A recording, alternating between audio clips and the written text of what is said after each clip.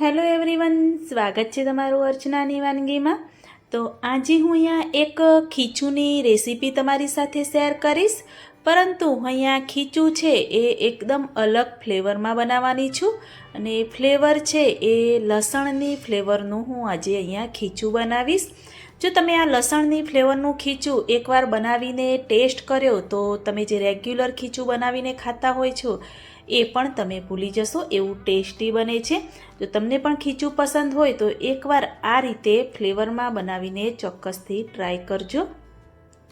તો આપણે લસણ ફ્લેવરનું ખીચું બનાવવાનું છે, એના માટે આપણે પહેલાં તો લસણ વાટીને રેડી કરીશું। એના માટે મેં ખલ લઈ લીધો છે અને 6 થી 7 કળી જેવું મેં અહીંયા લસણ લઈ લીધું છે। લસણને થોડું એવું આપણે ખલમાં આ રીતે વાટી દઈશું।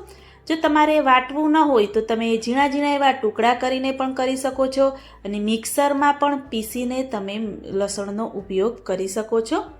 એકલું લસણ જ આપણે વાટવાનું છે, અંદર બીજો કોઈ મસાલો એડ નથી કરવાનો। તો આ રીતે વાટી અને સાઈડમાં રાખી દઈશું અને મેં ગેસ ઓન કરી ગેસની ફ્લેમ ધીમી રાખી છે અને કઢાઈમાં 2 ટેબલ સ્પૂન જેવું આપણે તેલ એડ કરી દઈશું। અને કઢાઈ છે એ હંમેશા જાડા તળિયાવાળી લેવી, જેથી નીચે ચોંટે નહીં। થોડો એવો જીરાનો વઘાર કરીશું અને જે લસણ વાટીને રાખ્યું હતું એ અંદર આપણે એડ કરી દઈશું। લસણને આપણે એકદમ પ્રોપર એવું નથી સાંતળવાનું, થોડું એવું સાંતળી તરત જ અંદર આપણે આ રીતે પાણી એડ કરીશું। પાણીનું મેં અહીંયા માપ લીધું છે, એટલે 3 બાઉલ ભરી હું અંદર પાણી એડ કરી દઈશ, એ આપણું પરફેક્ટ માપ રહેશે। તમે આ રીતે માપ સાથે જો ખીચું બનાવશો તો પહેલી વાર બનાવતા હોવ તો પણ સરસ એવું પરફેક્ટ ખીચું બનીને તૈયાર થાય છે।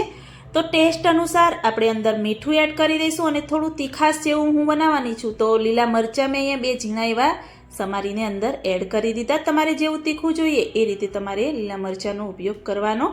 ગેસની ફ્લેમ થોડી ફૂલ કરી દઈશું, ઢાંકી અને પાણીને આપણે ઉકળવા દેવાનું છે। જેટલું પાણી ઉકળશે એવું જ આપણું ખીચું ટેસ્ટી બનશે, એટલે પાણીને આપણે ઉકળવા દેવાનું। તો 4 થી 5 મિનિટ થઈ ગઈ છે, પાણી ચેક કરીશું તો તમે જોઈ શકો છો કે પાણીનો કલર પણ ચેન્જ થઈ ગયો છે અને પાણી ઉકળીને તેનું પ્રમાણ પણ થોડું ઓછું થઈ ગયું છે। તો અંદર આપણે ખાવાના સોડા એડ કરીશું।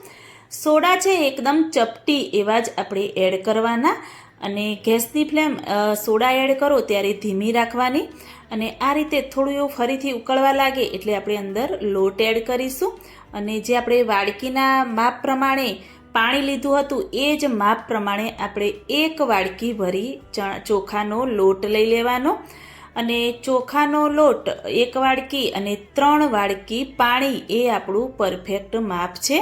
તો ધીરે ધીરે એક બાજુ આપણે લોટ એડ કરતું રહેવાનું અને એક બાજુ વેલણની મદદથી આપણે આ રીતે હલાવતા રહીશું, એટલે સરસ એવું મિક્સ પણ થાય અને ગાંઠા પણ ન રહી જાય।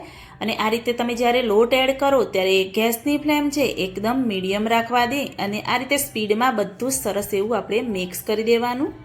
ઘણા લોકો ખીચામાં સાજીના ફૂલ કે ખાવાના સોડાનો ઉપયોગ નથી કરતા, પરંતુ જો તમે થોડો એવો ચપટી જેવો અંદર એડ કરશો તો જે ખીચું છે એકદમ સોફ્ટ અને સરસ એવું કૂક થઈ જાય છે અને સરસ એવો ટેસ્ટ પણ આવે છે। તો ઢાંકી અને એને 2 થી 3 મિનિટ આપણે થવા દઈશું। થોડું એવું બફાશે એટલે ખીચું આપણું તૈયાર થશે। ખીચું બાફતી વખતે ગેસની ફ્લેમ એકદમ મીડિયમ રાખવાની, એ પણ ખાસ ધ્યાન રાખવાનું। તો હવે 5 મિનિટ જેવું મેં થવા દીધું, તો આપણે ચેક કરીશું તો તમે જોઈ શકો છો ખીચું આપણું પરફેક્ટ બની અને તૈયાર થયું છે। તો આ સમયે આપણે ગેસની ફ્લેમ છે એ બંધ કરી દઈશું અને કઢાઈને આપણે નીચે ઉતારી અને એક સર્વિંગ બાઉલમાં ખીચુંને આપણે લઈ લઈશું। આ રીતે સર્વિંગ બાઉલમાં મેં ખીચું લઈ લીધું છે અને ઉપરથી આપણે તેલ એડ કરીશું। મેં અહીંયા સિંગ તેલ લઈ લીધું છે। સિંગ તેલનો ટેસ્ટ ખીચુંમાં સરસ એવો આવે છે અને તેલ વગર ખીચું ખાવાનું એકદમ અધૂરું છે। તો તેલ એડ કરી અને ઉપરથી આપણે થોડો એવો આચાર મસાલો છાંટી દઈશું। આચાર મસાલો ન હોય તો તમે લાલ મરચું પાવડર પણ છાંટી શકો છો અને આ આચાર મસાલાની રેસીપી પણ તમને મારી ચેનલમાં જોવા મળી રહેશે। તો જરૂર પ્રમાણે આચાર મસાલો છાંટી અને આપણે લસણ ફ્લેવરનું ખીચું બનાવ્યું છે, તો ઉપરથી થોડું એવું લસણથી આપણે ગાર્નિશ કરી દઈશું।